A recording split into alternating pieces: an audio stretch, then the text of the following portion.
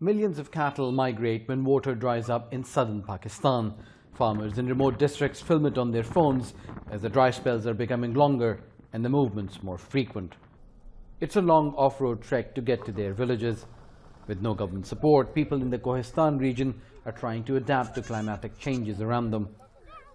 For generations, people and animals here have used the same water source. These ponds retain rainwater from surrounding hills.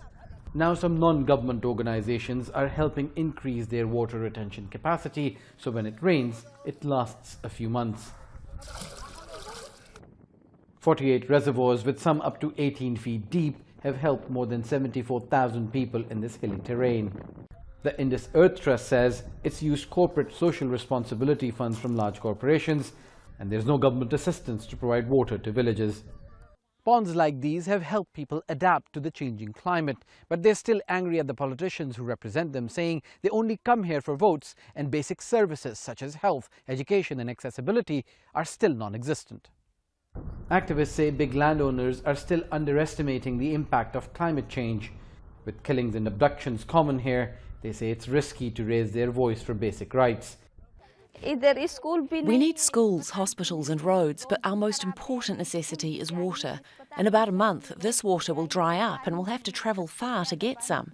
Our children cry of thirst when we run out, and when pregnant women travel for water, many faint and there's no nearby health facility.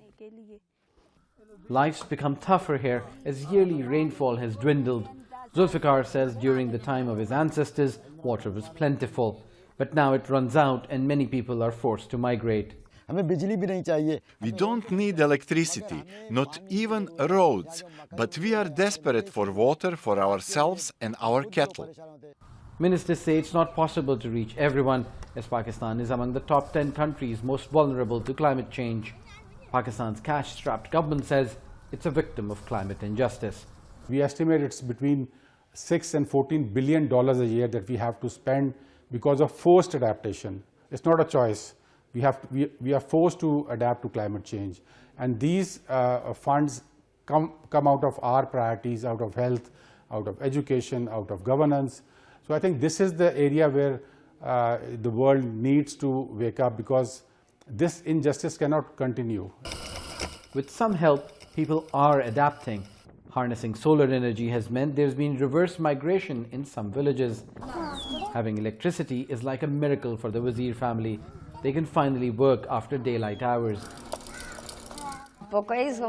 We have electricity now and the children can study, but we still have no water or gas, so we have to carry water on our heads.